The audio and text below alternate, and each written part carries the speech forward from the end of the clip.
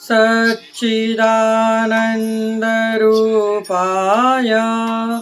विश्वोपत्यादिहेतवे तापत्रयविनाशाय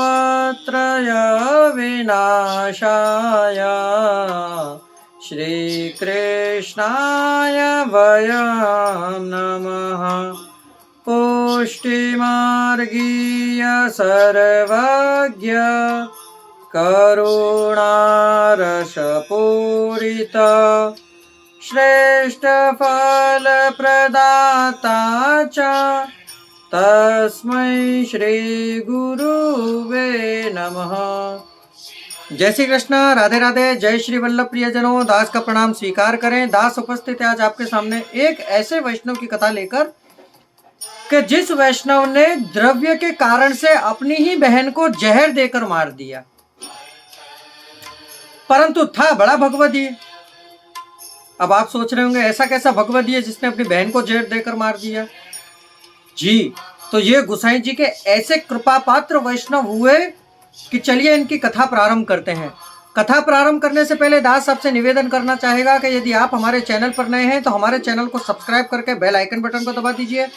comment box में राधे राधे, जय श्री कृष्ण, जय श्री वल्लभ अवश्य लिखिए और शेयर अवश्य करिए, जिससे और लोग भी ऐसी कथाओं का रसपान कर सकें। कहते हैं ये एक सनोडिया ब्राह्मण यानी कि हमारी ही बिरादरी का एक सनाट्य ब्राह्मण था।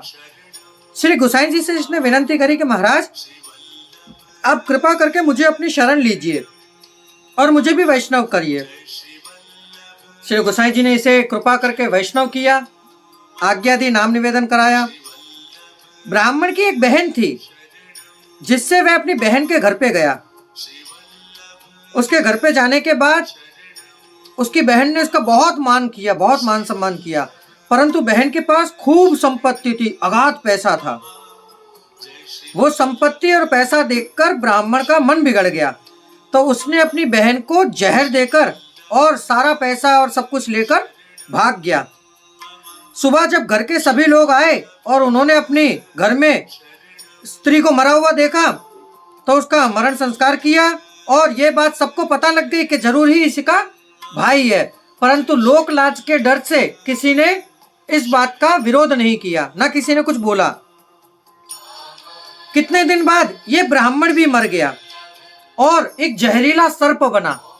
मरने के पश्चात ये एक जहरीला सर्प बना और मथुरा और गोकुल के बीच में एक मैना घाट है, वहां घाट पे आकर रहने लगा।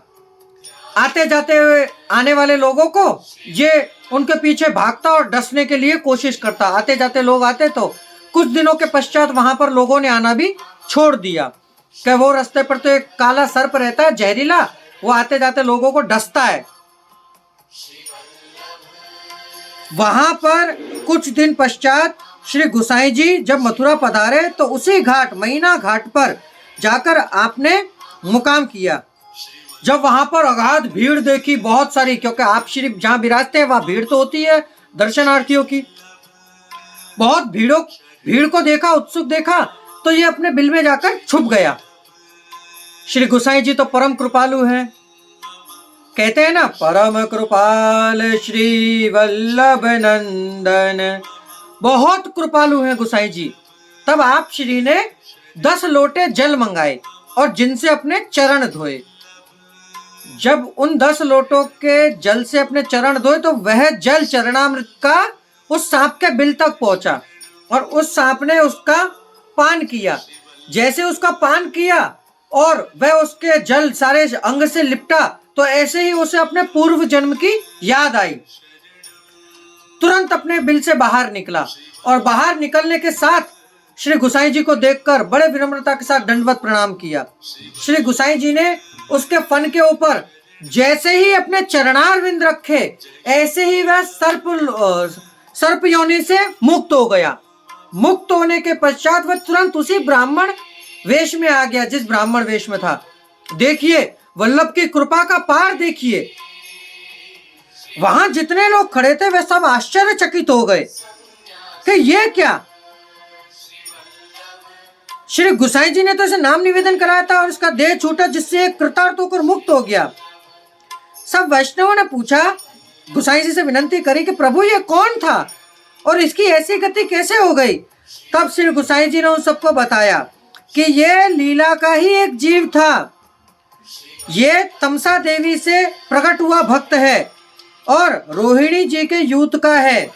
जब यशोदा माता, आप सबने उखल लीला तो सुनी होगी, जब यशोदा माता रस्सी से ठाकुर जी को जब बांध रही थी, तब एक सखी ने जो रस्सी लाकर वहां दी थी, उस रस्सी को रस्सी के लाने के कारण रोहिणी जी ने उसको श्राप दिया और उस श्राप के अपराध से यह व्रज में एक सनाट ब्राह्मण के वहां जन्मा।